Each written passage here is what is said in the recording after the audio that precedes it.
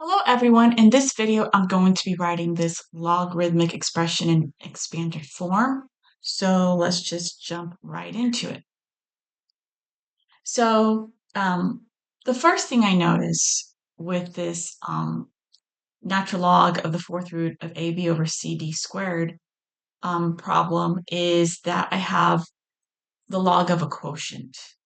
Okay, so when you have a quotient, you can use the quotient rule for logarithms. So you take the log of the numerator minus the log of the denominator. And in this case, we're working with the natural log. So I'm going to take the natural log of the numerator, which is a fourth root of AB, minus the natural log of the denominator, which is CD squared.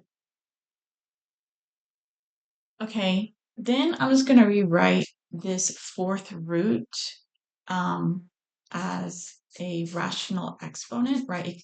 Roots can be written as rational exponents. So the fourth root is equal to a quarter. And I have the natural log of CB squared.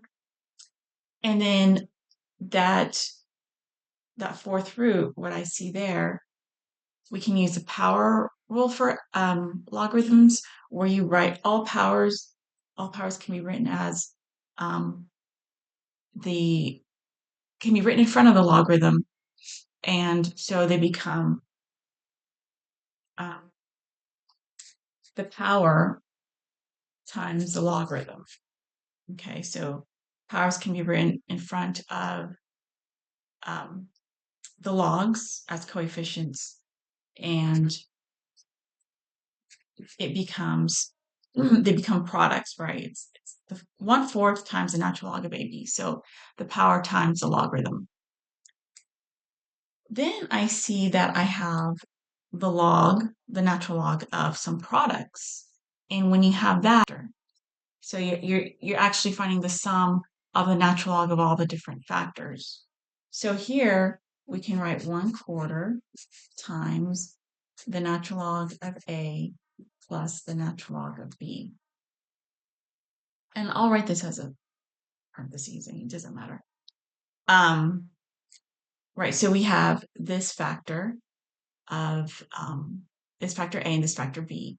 So the product rule for logarithms is you take the natural log, you take the sum of the logs of all the factors. And again, we're dealing with the natural log. So we have this minus the natural log of C plus the natural log of D squared, right? This is another product we have. And so we take the sum of the different factors, the logs of the different factors, C and D squared.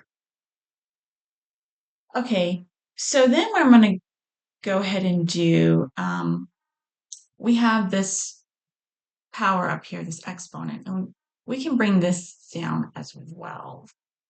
So all powers can be written in front of the logarithm. So let me just rewrite this all over again. And we're going to write the 2 in front of the natural log of D. Okay, by using the power rule for logarithms. Okay, so now what I have here is I have 1/4 times the natural log of A plus B, and then so we need to distribute the 1/4 throughout here, and we have to distribute this minus sign throughout what's inside these parentheses. So this can be thought of as like a -1. So we have 1/4 times the natural log of A, which is 1/4 times the natural log of A, 1/4 times the natural log of B. This is plus 1/4 times the natural log of B, minus the natural log of C, minus 2 natural log of D. And that's natural log of B. Okay, and that's it. So this is the expanded form, this right here, this entire thing of this logarithmic expression here.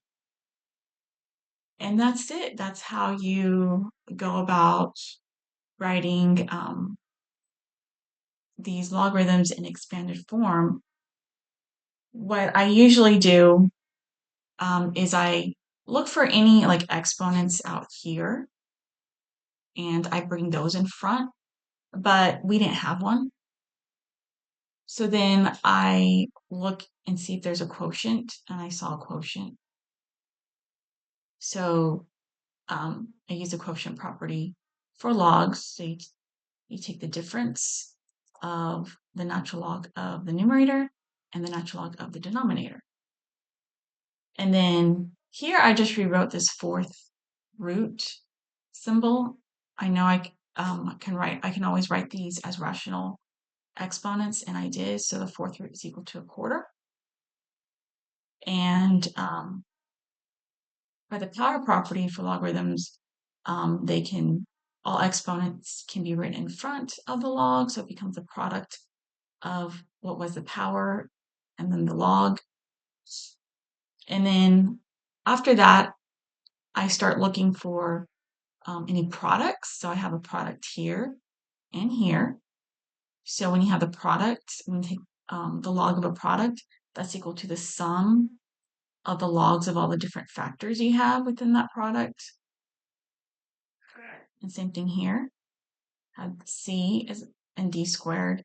We're multiplying those two, so I take the sum of the natural log of the different factors. And then the next thing I noticed here was the power.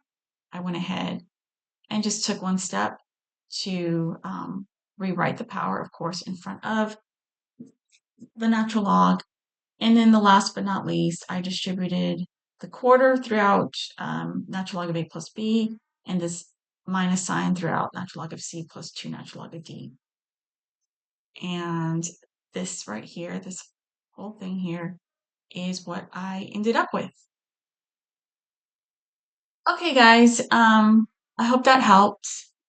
And I have a lot of other videos on all different types of topics, more on writing logarithms in expanded form, going back the other way from expanded form to just the log of one expression.